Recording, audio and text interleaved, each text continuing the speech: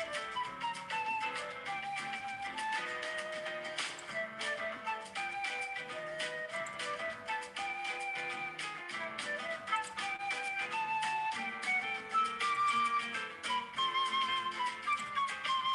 see several participants joining us. So that's good.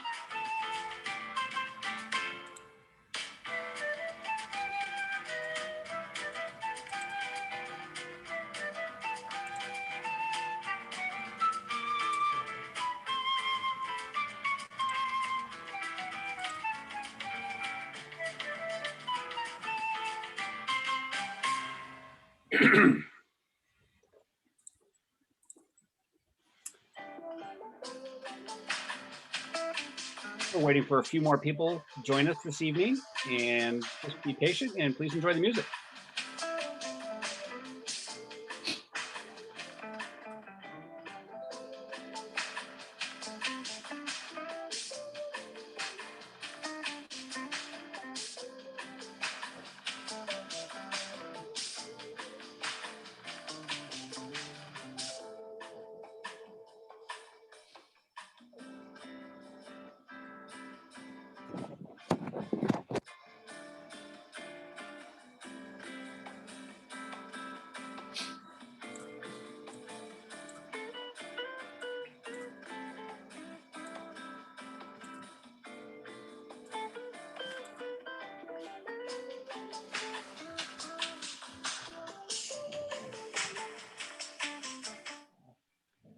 Okay, I think we're ready to begin this evening here.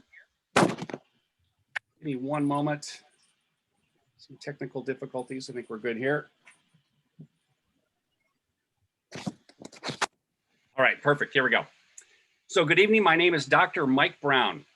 I'm the Director of Alumni Engagement Services, and I am pleased to welcome you to the University of Maryland Global Campus Alumni LinkUp Spring 2021 webinar series. I know that's a mouthful. You may have joined us in February for our first session with the topic of building a better you, self-coaching for self-care. If you did and you're joining us again, great, welcome back.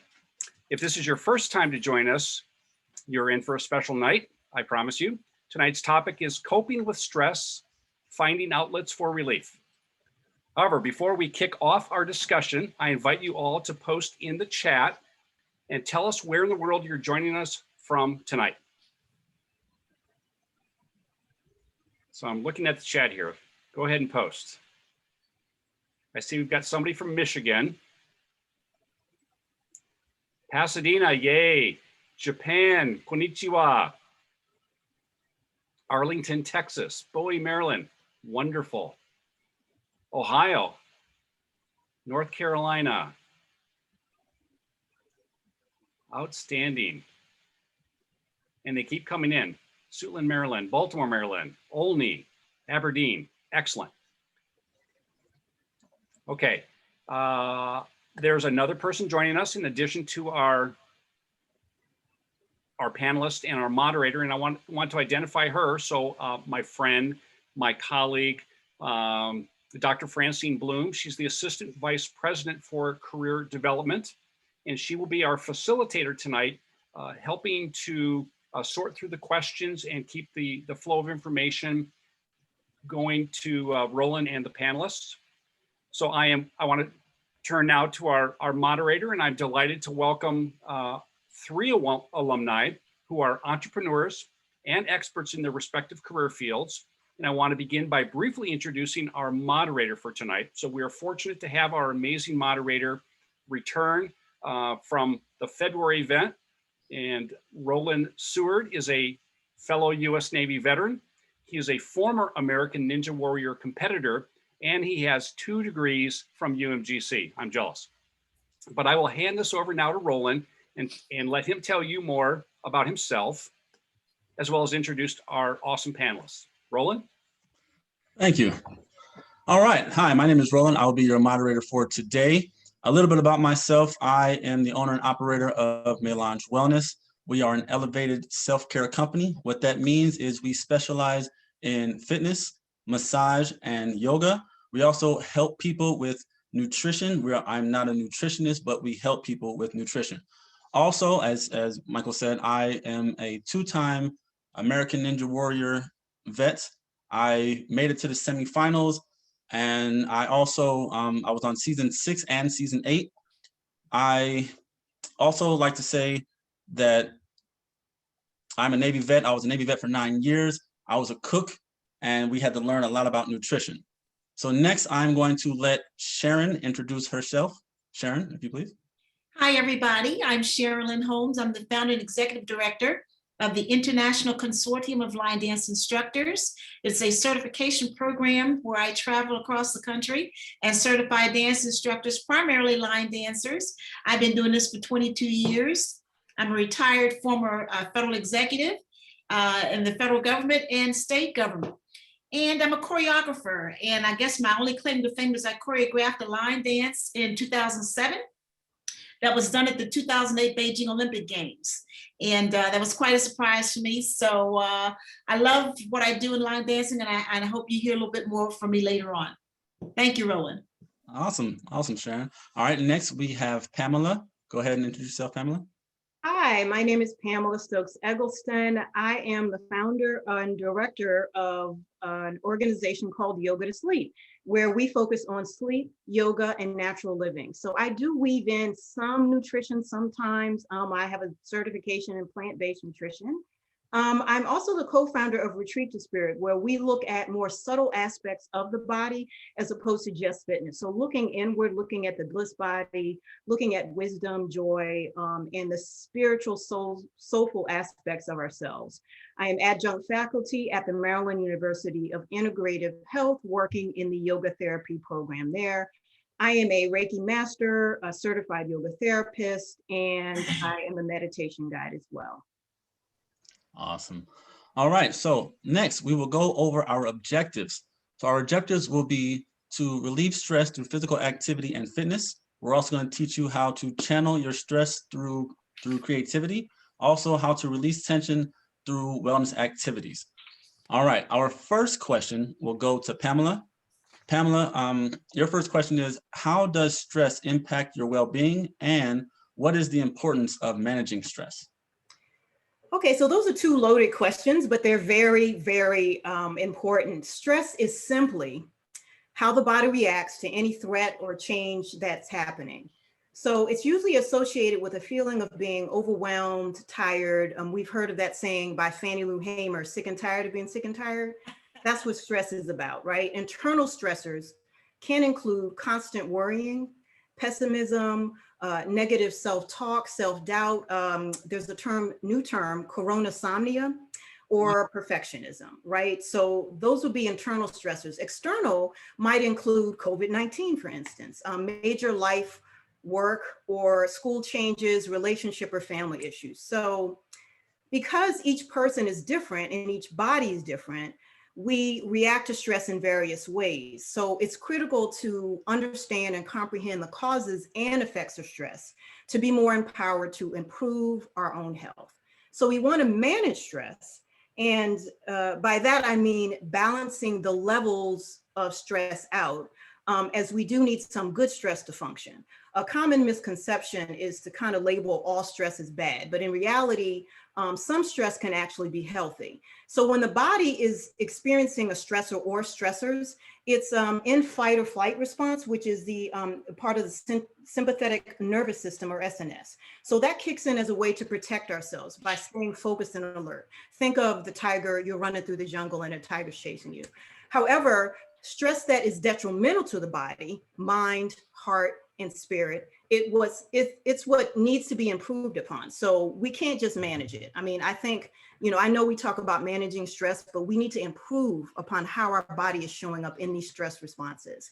This type of stress contributes to something called allostatic load, which is the wear and tear on the body, which accumulates as an individual is exposed to repeated or chronic stress.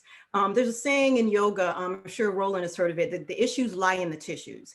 And as a yoga therapist and sleep coach, I work to create this environment, this space for the parasympathetic nervous activity, rest and digest response. in the body by assessing specific conditions and providing any type of yogic treatment like certain postures or breathing meditation techniques to alleviate stress and pain. So of course, it is this cycle or management of the stress cycle that impacts well-being. Awesome. Awesome. That was a great That's great. explanation. All right.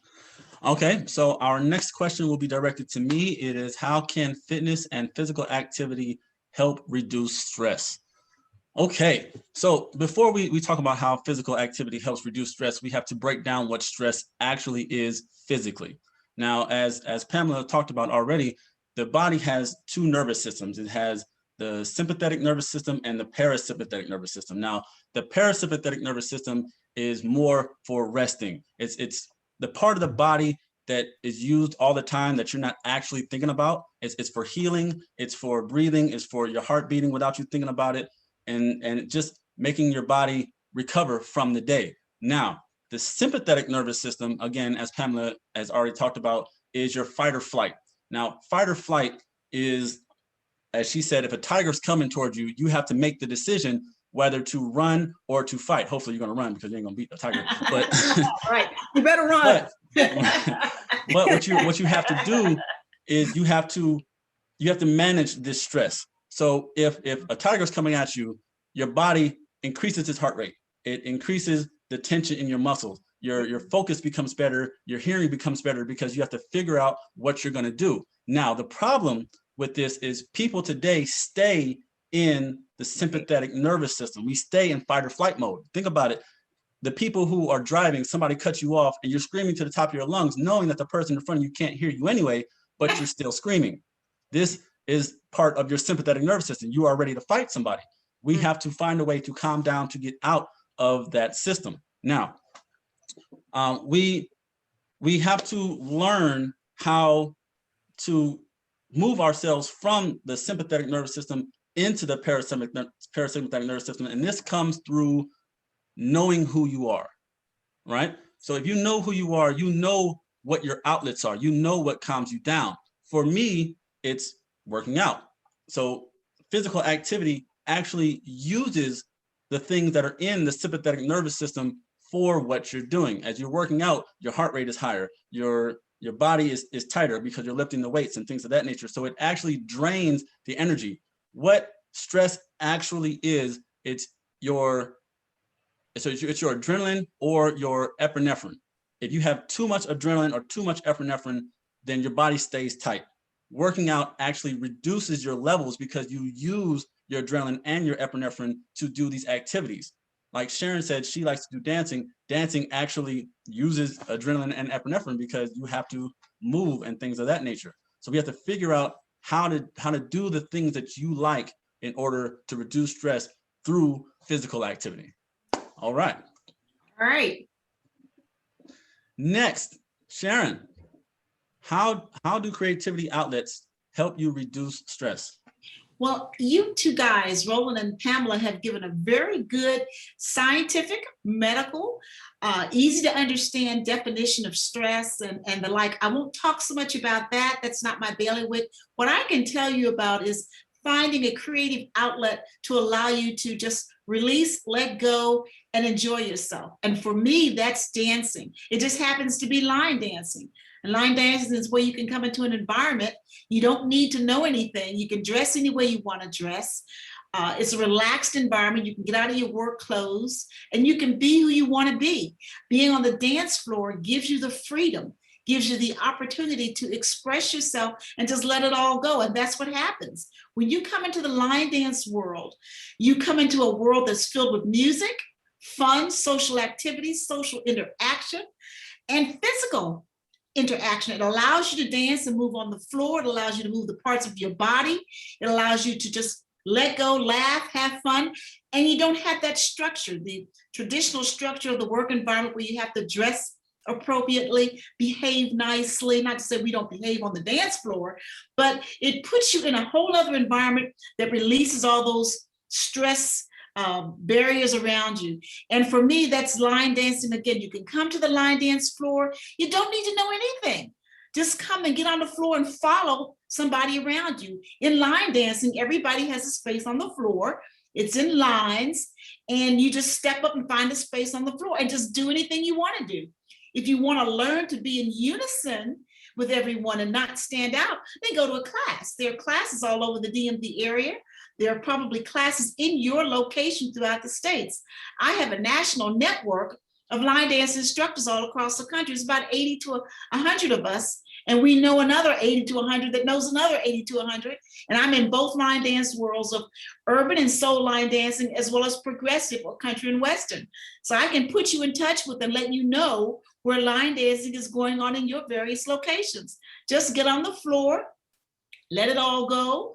You may find that you found your niche, something you love to do, something you didn't know you had skill for. And at the same time, you're just feeling good about yourself. You're letting all the stress and tension go. And this allows you to find out other things that you weren't aware of. Like you're a choreographer, you love to create. The music gives you some impetus to want to do other things on the dance floor. You make social relationships, interactions with other people that you probably would have never met had it not been for you coming to that line dance event. So it lets your mind feel free. When your mind feels free, your body feels good. So it all intertwines together. So that's what I would like to add at that point to talk about creative outlets. Find what it is for you. For me, it's line dancing, and I swim.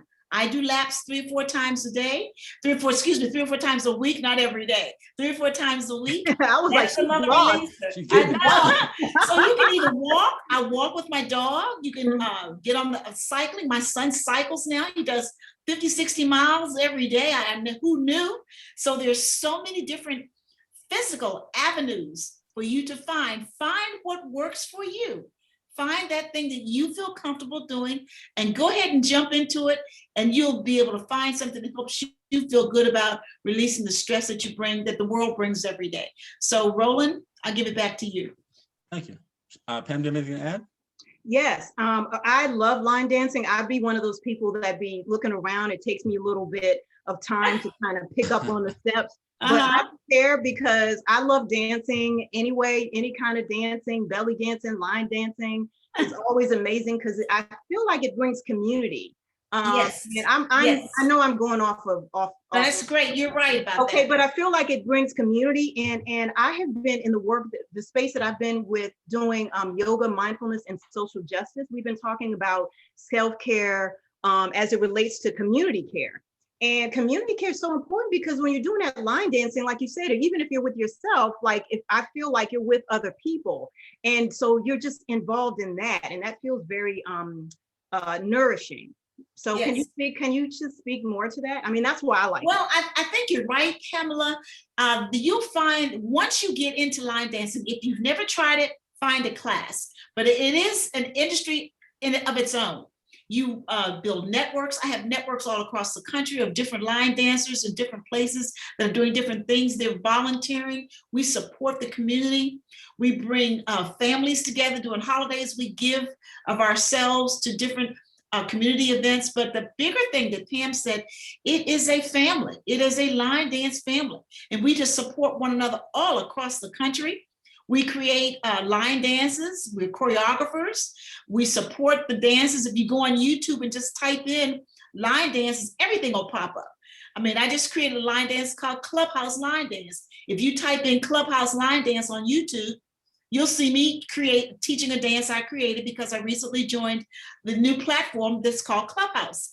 So Pamela's right. It is a family. It is a community. It is a positive social environment. I encourage everybody to try it out. And when it comes to being creative, don't be afraid to step outside the box. Do stuff that you never thought that you would do. Mm-hmm. And there's a thing called a coloring book for adults. Anything that you want to try, you can. There's nothing wrong with exploring different things because you'll never know what you like unless you try new things. And like she said, I can dance also, but I'm not a line dancer, but I might try it also, because everybody knows the cha-cha style and stuff like that. So, you might as well really get into it. Yeah, yeah.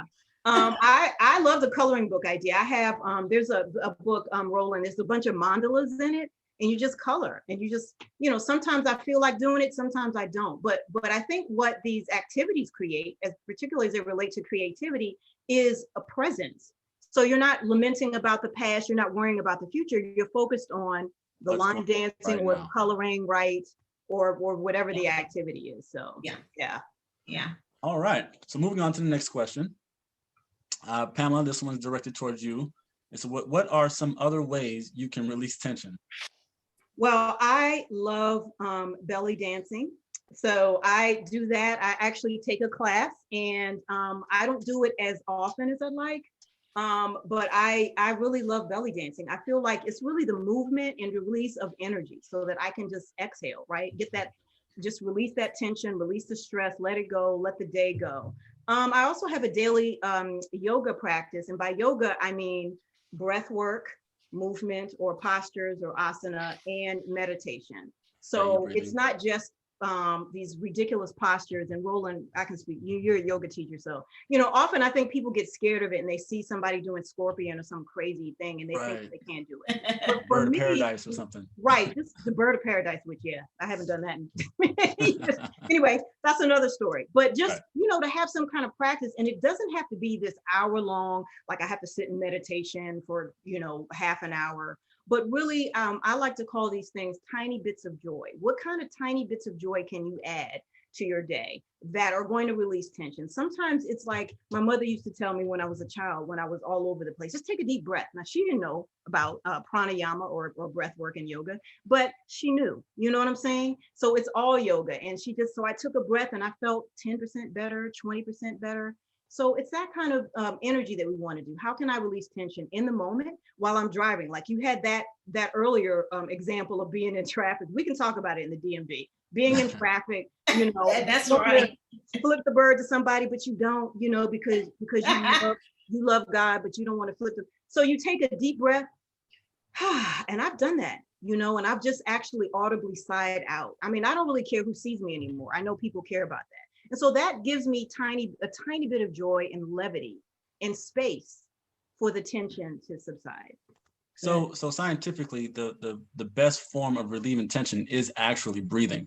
It's the fastest way to calm your heart rate down. If you practice Ujjayi breathing, you can focus on how to lower your heart rate through breathing. Your body will recognize that you're breathing for a purpose, and it will lower your heart rate for you. So every time your heart rate gets pumping, you focus on your breath, and then your body realizes you're trying to lower your heart rate. And as you do this, next time you're in the car, just breathe, let your body know that you're lowering your heart rate, and it will actually decrease. And you can feel right away your body starting to slow down from you just screaming and yelling at the person in front of you, again, who can't hear you. So breathing is actually the best way to lower your heart rate and calm yourself down. I like breath. Ujjayi breath is ocean sound breath. Right. So yeah, breathing with a noise. It's weird at first, but once you get into it, you can't stop doing it, especially through your practice. I do it just in general as I'm walking down the street, just because I like to practice breathing. So it sounds weird to practice breathing, but it actually serves a purpose when you do it. It really does. I'd like to add to that breathing. I have a bi-monthly conference call. I have 6 a year, and we have agendas. We had an agenda of one call that was 30 minutes from a professional like yourselves that taught us how to breathe. We actually we weren't visual. We put up a picture on the Zoom, and she took us through 25 minutes of learning how to breathe. It was wonderful. Everybody thoroughly enjoyed it because we never thought about it. We could stay on the dance floor 2-3 hours back to back and never leave the dance floor. So we're strong in terms of breathing, but we didn't understand how to use it in yoga and meditation. And it was just simply wonderful. It was an eye-opener for all of us because we had never addressed the breathing part that is so integral in our ability to be able to line dance and stay on the dance floor 2-3 hours at a time and never get off the floor. So thank you for supporting that. That is wonderful. In my foundational yoga class, I actually teach Ujjayi breathing every class, because I know once people get into the practice, it's easy to forget to breathe. So we always practice 5 minutes of breathing before we start our practice. That way it's just in your system to breathe as you I love that idea. That's a great way to warm up. Yeah. And often a lot of yoga classes don't spend time on the breath, Roland, as you know. So I love that. I love But that. people forget. I mean, it's easy Yeah. once you're in Warrior One for the first time to just focus on what muscles hurt and how do I Right. get my arms all the way above my head without dying, you know? So Yeah, you Right. focus on breath, Right. things come a lot easier. yeah. Absolutely. All right, so let's move on to our next thing, our question from the people. All right, this is the great time for you to ask us what you would like to know. Please ask us everything that you would like to figure out about stress and how to relieve stress. We've got a couple of questions already. One of the first questions is about line dancing. Are there line dance classes in Laurel, Maryland? Sharon, would you happen to know? Well, I can find out and pass that information back to you. I know of all the DMD line dance instructors, and because of COVID, we have been restricted to Zoom. So the classes would be, Zoom classes, but coming out of the Zoom to actually get back out. And when I say get back out, we were out in the parking lots, we were out on tennis courts, anywhere where we could be out without being cooped in and confined. So I can find out specific classes now that are opening up in the DMV, and I'll look to the Laurel area and I'll feed that back to you. And you can let the listener know that. Wonderful. And our next question is, are there specific hobbies that are better than others for reducing stress? Pamela? I would say the hobby is contingent upon who you are. So I don't know if it was Sharon or Roland who mentioned you have to really tap into who you are. I don't know how you said it, Roland. But it really, that's really what it is, because I can tell you to do coloring, I can tell you to do yoga, but yoga may not be your thing. However, you should try it to see if it is your thing or not. And so the whole cultivation of, I believe, relieving stress and creating a container for self-care is that you become curious about yourself. So this is a self-inquiry. This is a self-reflective practice to say, maybe I like this, maybe I don't like that. Maybe I like line dancing on Zoom. Maybe I like line dancing better in person when this COVID mess is done with. Maybe I want to do belly dancing, whatever that is. But it's really about coming back to self and reflecting and being curious about the things maybe you used to like as a child that's shifted and changed. The things that you like to do outside. I believe that the outdoors is healing, nature is healing. So really finding what ways to work through that, even through the allergies, I work through nature because I just love being outside. What things do you like to do when you were a child? Roller skating. I'm purchasing roller skates. I don't know what I'm doing. I've been asking my friends to roller skate. I haven't done it. I don't even know if I'm going to like it. I'm taking a chance to do something different. Maybe I'll cultivate a habit. Maybe I won't. So it's really about being curious about myself and just really showing myself that type of love to develop habits, to develop any hobbies in that way. I hope that helps. So can I say that also? So something I tell all my training clients is the best exercise is the one you're going to do. Like the best way to lose weight is through nutrition. But if you can't get with the nutrition for physical activity, the next best way is through HIIT training. A lot of people don't like HIIT training, but you're going to lose a lot of weight if you do it. But if you can't do it, you're not going to lose any weight. So if you don't like HIIT training and you like running, run. If you don't like running and you like lifting weights, lift weights. The best way to figure out what you like to do to relieve stress is to try everything. And the thing that you smile after doing, that's your thing. And that's just all it is. All you have to do is try new things, and the thing that you like doing, do more of that. And then stress goes away. I support you, Roland. I think that is great. I think when you find what you like to do, you're going to do it and you're going to follow through with it. And I would just support everyone just trying it out. If you never tried to walk before, try walking around the track. See if that makes you feel good. If you want to get in the water and swim, I love it. I've been swimming. I can't even remember when I learned to swim, but it's wonderful. And dancing, please. And Pam, I grew up roller skating in clubs on Calorama Road in Washington, D.C. Oh, if wow. I thought I could get back on the skates, my mind says I can still skate and do it backwards. You can do it. Says you better stay off of that floor. Sharon, you can do it. You can do it. Well, we've got someone who I'll bet would enjoy roller skating, but there's a problem. I have 2 kids who don't leave me alone. LOL. It's super hard to find time to myself. Any special suggestions? Yes, Roller skate with yes. them. So in my work with numerous military family nonprofits, and I work specifically as I do group yoga therapy with wounded warrior caregivers, as I'm a wounded warrior caregiver myself. They have no time, right? I hear often, I have no time. I have to run to the VA. I have to do this. I have 5 kids. I have to take my spouse here. We have to get fitted for as an amputee or anything. I hear all of this and I say, do you have to go to the bathroom during the day? Usually the answer is yes. Do you have to take a shower once a day? Usually the answer is yes. In those moments, again, going back to my earlier statement about tiny bits of joy. So try not to make the thing macro and make it micro. And I have actually told caregivers as they're sitting on the toilet in the morning to take another minute to 3 minutes to breathe and meditate on the toilet, because you don't have to sit on a mat, you don't have to be outside, you don't have to have Buddha statues around you or candles burning to have moments of presence wherever you can get them. And there's a lock on the bathroom door. You can keep that door locked for 5 minutes and then get out and do that. Practical, just tiny bits of joy. 5 minutes here, 5 minutes there, 5 minutes where you get peace to yourself. This is part of self-care, as well as releasing tension and stress. It's great. Tama said it perfect. I ain't got nothing to add to that one. I don't either. That's great. Good. Tiny moments. That's wonderful. All right. That is fabulous advice. Well, tell us a little bit more about going outside your comfort zone. When is it stress reducing, and when might it just be too much and increase your stress? What suggestions do you have?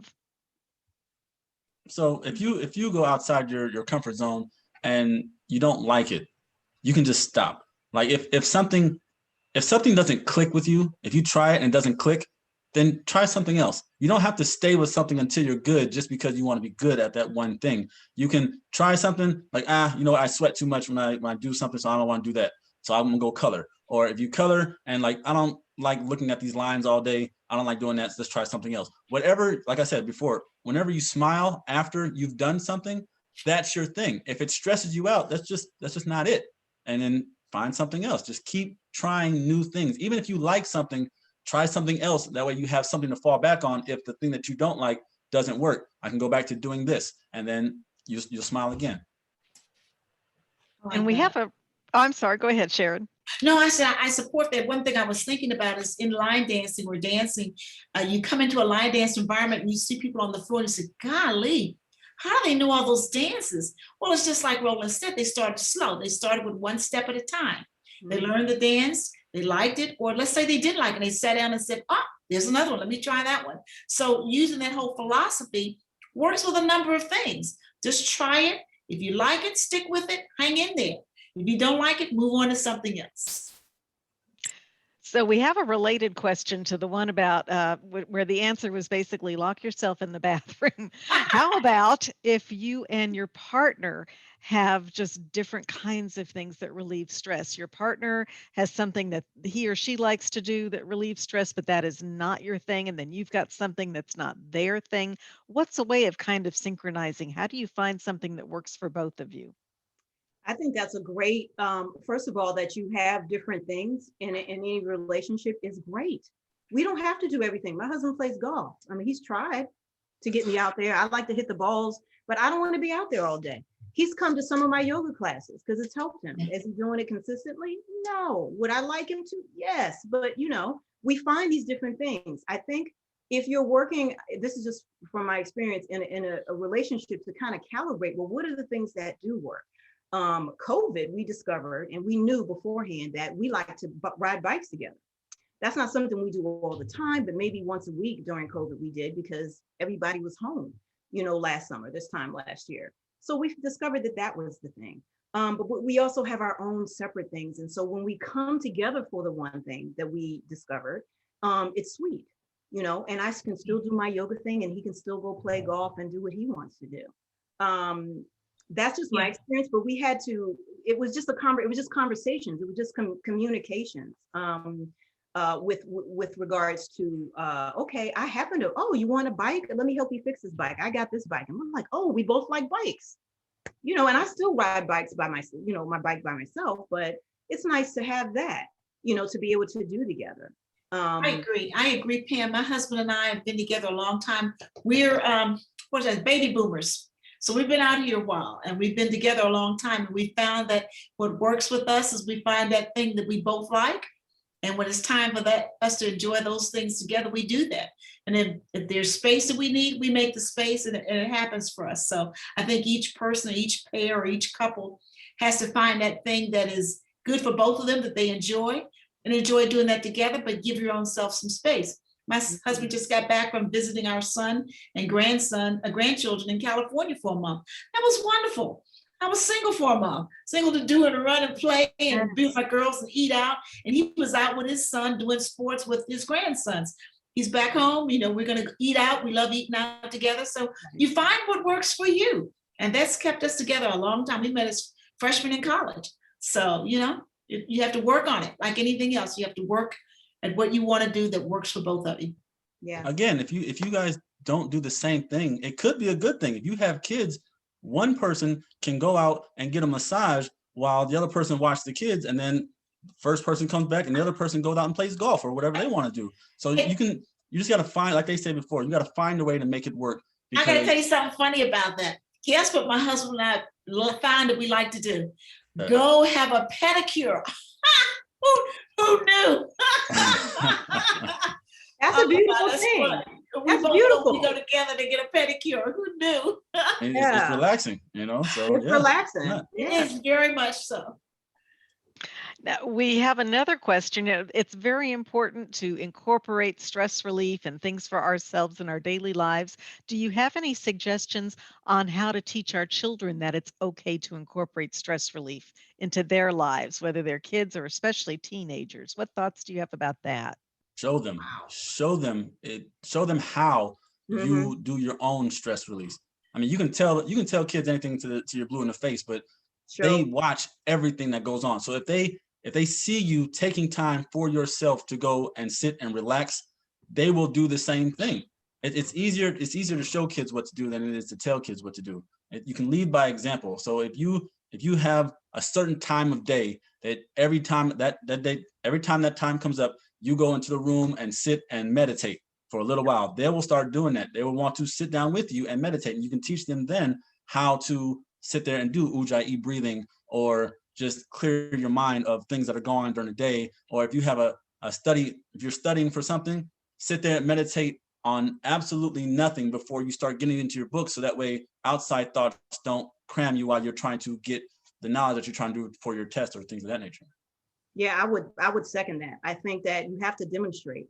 You have to lead by example, as Roland is saying. And if you are the embodiment of doing the thing, you're a practice, you're a work in progress, you're meditating, you're breathing every day. I've taught many classes on Zoom where the kids join in. They're like, oh, is it okay? And I'm like, bring the child, because she sees mommy really trying to get her self-care on. And she's coming in there, and kids drop into meditation. Like, I don't know if this has been your experience, Roland, like that, So they're sitting there with mommy or dad, or I've seen spouses come together, the husband comes in like, what's my wife doing? It's just, you have to show, it's hard to tell people, well, you need to do this. If they don't see you doing it, they're not going to do it. But you can say, there's a viral video going around where there's a little boy showing his even smaller brother of how to breathe as he was about to have a conniption, as my mother used to say, in a store. He was about to have a conniption because the mom was going to let him have something. He said, no, let's do this. Take a deep breath. Where did he see that from?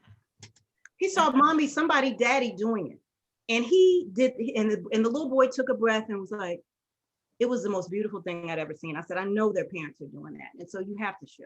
My son is 5 and he knows how to meditate. I mean, granted, he can meditate for about 2 strong minutes and then he has to get up and run around, but he knows how to do it. He knows how to sit down for a second. And that's his attention span. Right now, it's 2 minutes. Like, okay, I'm breathing. I gotta go. And that's fine. As he grows up, he'll learn how to extend his meditation, but he knows about it now. And it's beautiful. You have to show him. In those 2 minutes, he's getting what he needs to get, right? Mm-hmm. Yeah. Well, you guys carry on. I don't have any I don't have any crumb snatchers around anymore. You all do a great job. Crumb snatches. Well, we've got someone heard who that in a while. That's funny. we've got someone who needs us to kind of go back to the beginning. What causes stress? Why do we get stressed? Again, your fight or flight sympathetic nervous system is overactive, which means you are always ready to fight something or run from something. And it's a nervous system that you have to physically turn off. You have to find ways to turn it off because your adrenaline and your epinephrine are so high that, example, this cup, your body's like this cup, all right? Now, if you pour in stress all day long, eventually this cup is going to overflow and you're going to stress out on somebody, or it's going to show up in your body as a physical ailment. So you'll get cramps or you'll get sick or things of that nature. And you're always stressed out. Again, if you're a person who yells at the car in front of you, that means your cup is overflowing. You have to find a way to pour out that stress, or it's only going to eat you from the inside out.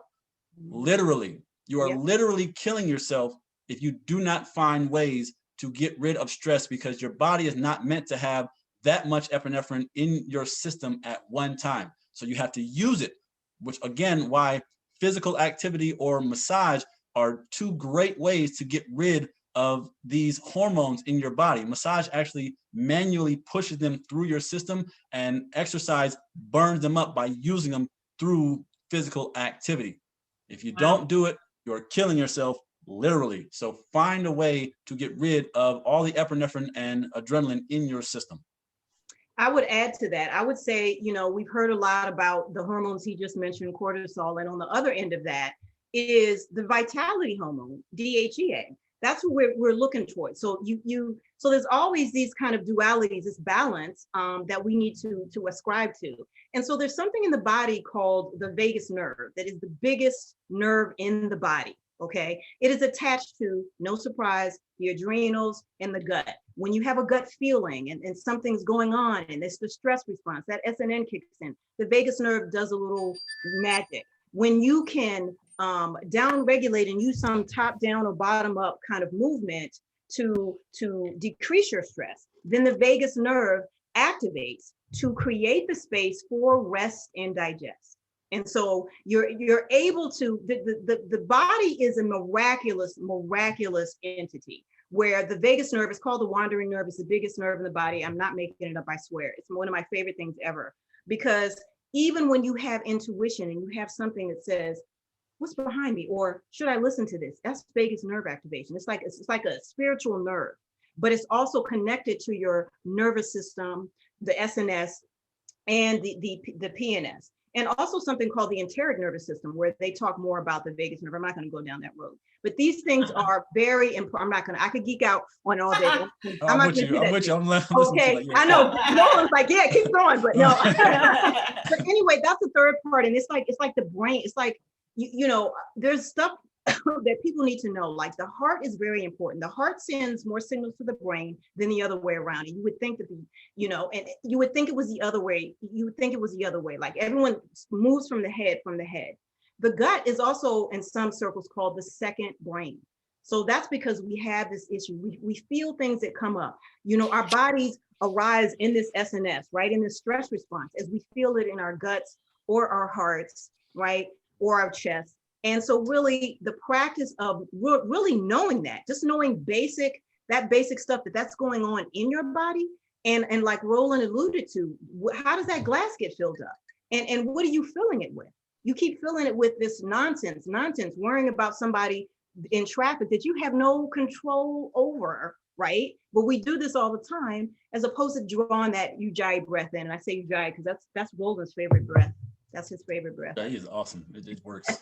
It's great. I'm learning a lot listening to YouTube. You said what, Karen?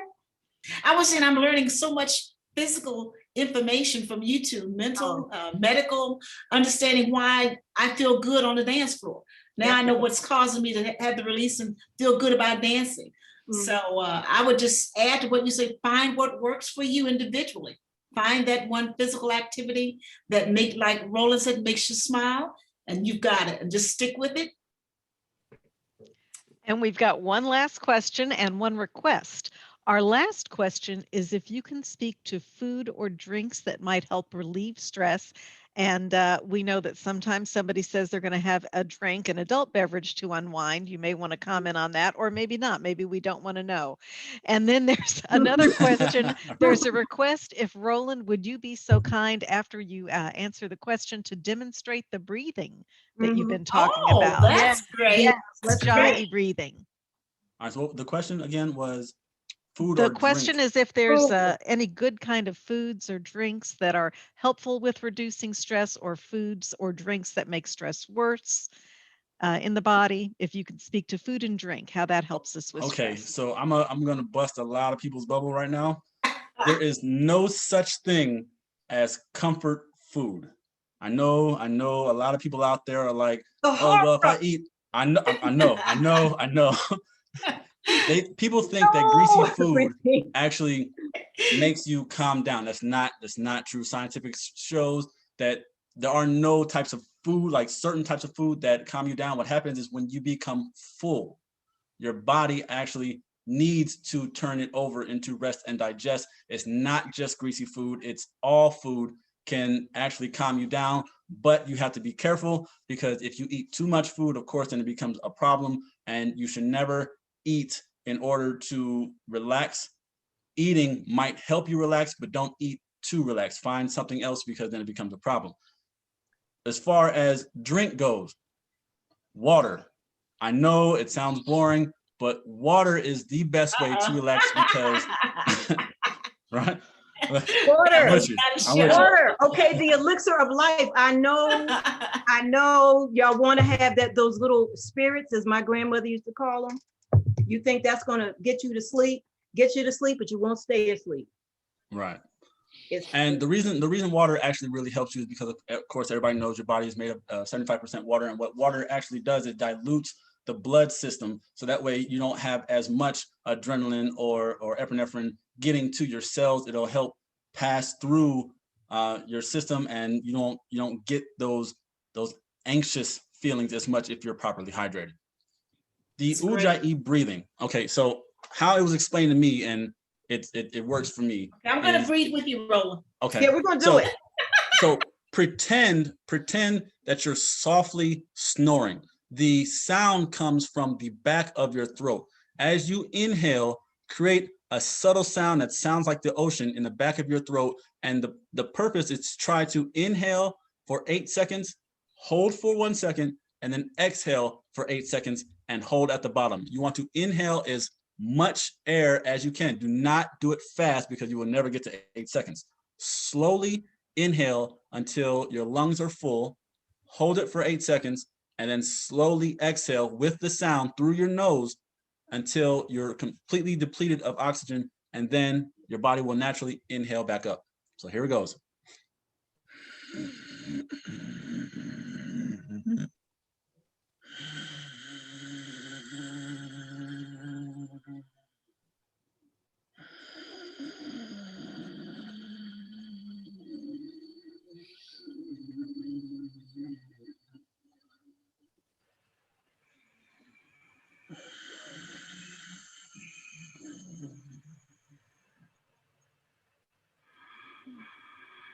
One more time, inhale.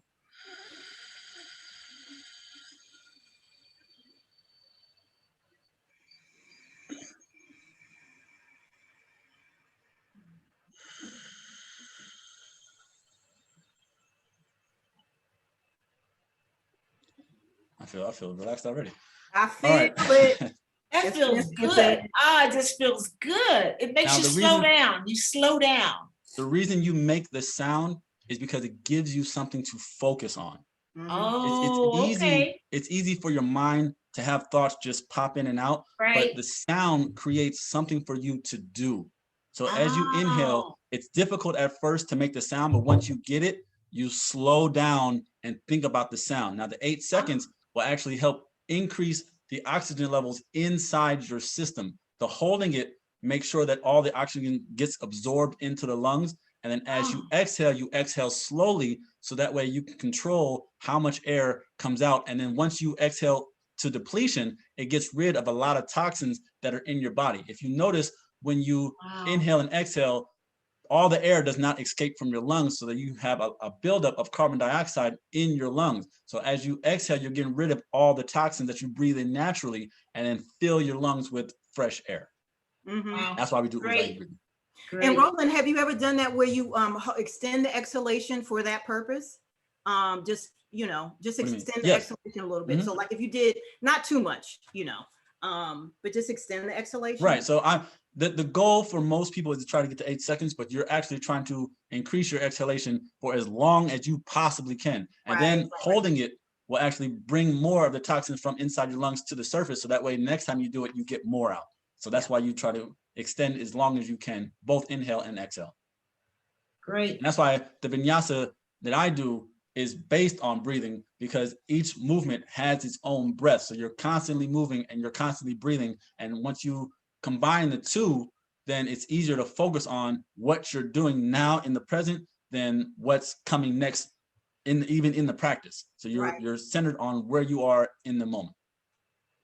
Great, Roland. That's great. I'm learning so much about breathing. All right. So All right. closing thoughts. We're going to direct this one to Pamela first. So Pam, what is one last thing you'd like everyone to remember about managing stress? That you can be empowered to heal yourself. You are your own best doctor, physician, person who's in tune. You know what you need. And if you sit and do ujjayi or meditation or have a yoga practice or do line dancing, the present moment awareness that you get from that will allow you to have this effect in your body. And then once you get a taste of that, you become empowered. So I would say that think of self-empowerment as a way to manage stress, using different tools, using all the things we said earlier. Okay, awesome. Sharon, anything to add? I'd just like to just repeat what I said before. When the body feels good, the mind feels good. Find that one thing that makes you feel good. You know what you need, you know who you are. Find that one physical activity that allows you to just let it all go, have fun in the meantime, get a little social interaction with it, and join me on the line dance floor somewhere. Awesome. Sharon, how can they find you? Let's see. You can call me, and I will leave it to you all to give them the information. I have a website, I have phone number and some emails. I can give those all to the moderator, and she can make sure everybody gets it. And if people want to have contacts in other states, let me know that as well. And I'll let you know who my regional directors are across the country. And they can put you in touch with instructors that are teaching line dancing all over the country, both urban and soul, progressive and country and Western. Oh, awesome. Pamela, how can they find you? You can reach me at yoga2sleep.com. That is yoga, the number 2 sleep.com. The Gmail is the same, yoga number 2 sleep @gmail.com. And yeah, you can find me there. I'm in the DMV area as well. I'm looking forward to actually meeting people in person. So yeah. Awesome. All right. So my final thought is stress is a choice. Mm-hmm. I know a lot of people don't think stress is a choice because stress just happens, but remember, you can choose how you take any situation. If you live in New Orleans, people die. That's normally a stressful situation. But after they're done grieving, they have a party. This helps relieve stress. They are choosing to be happy after grieving. You can choose at any situation how you take it and how you manage your stress during the situation. All you have to do is decide that you are not going to be stressed out about whatever situation you come up with. The silver lining is real. There's always something good that happens. You just have to look for it. Sometimes it's harder to find it, but it is there. You hold on to that and you choose not to be stressed out. You can find me at Melange Wellness for everything, melangewellness.com or social media, Melange Wellness. I appreciate you guys coming out. Thank you. Thank you, guys. Thank you. Wow, thank you, Roland, Pamela, and Sharon. I didn't know that I didn't know how to breathe, so now I know how to breathe. That's great. Some closing thoughts, and specifically, I want to look at this slide here and just let you know that I invite you. You specifically were asking, or several people were asking about how can I get this information from the panelists and the moderator. And one of the ways that you can do that is by joining our UMGC alumni LinkedIn group. You can do this by going to the search bar at the top of the LinkedIn page and type University of Maryland Global Campus Alumni. Then you request to join the group's homepage. You can also go directly to any of our panelists and moderator tonight because they have their own LinkedIn pages as well. And that's another way that you can connect with them directly to get more of this information. Next, I wanted to highlight some of our upcoming events. And we do have some slides coming up here. Some of the information is on the slides. Some of them are not on the slides. On May 4th, coming up, we have a webinar titled How Your Major Fits into Top Industries. And actually, that should be on this next slide. Yep, there was a little bit of delay there. Great. I've got two other events that aren't on this slide specifically. On May 13th, UMGC is hosting a virtual event for military veterans appreciation. So more information will be available on this website, alumni.umgc.edu. On the 15th, which is a Saturday, we have UMGC's stateside virtual spring commencement with more than 5,500 graduates. We're very proud of that. So you'll be able to see that event. And so you can log in and watch that. And there are ways that you can show your appreciation to the graduates as well. I know some of you are members of UMGC's Alumni Book Club, and there's a reading, or they are currently reading a book called The Midnight Library. And on May 20th, there will be a live Q&A event with the author. It's called Author Talk, and that's with Matt Haig. If you're interested in joining the Alumni Book Club, you can also find that information, that link on the alumni website. So please join. Next, we have on June 10th, we have our third and final series as part of the Spring LinkUp series. And that event is titled Financial Wellness, Peace Through Financial Planning. So again, that's one I'm really looking forward to. It goes along with relieving your stress, right? As far as if you get your finances in order, that's very helpful. For reducing your stress. I know for me personally. On the 25th of June, we have our virtual recruiter session.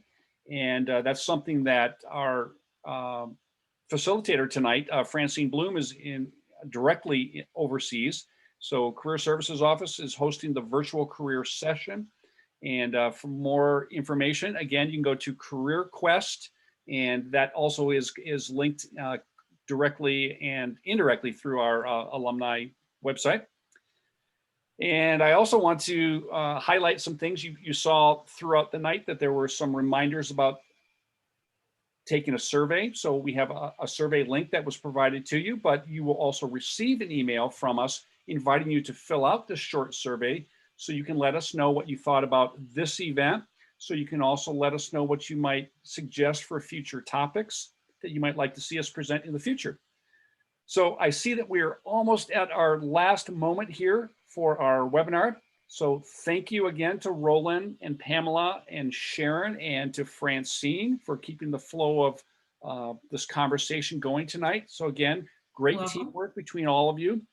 And I'd like to say to all of the panelists and to the participants tonight, thank you very much for joining us. I look forward to seeing you here for future events. And I especially look forward to seeing you at our next LinkUp series event in June.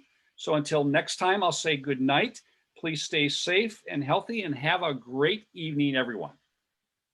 Good night, everybody. Thank you. Bye-bye, everybody.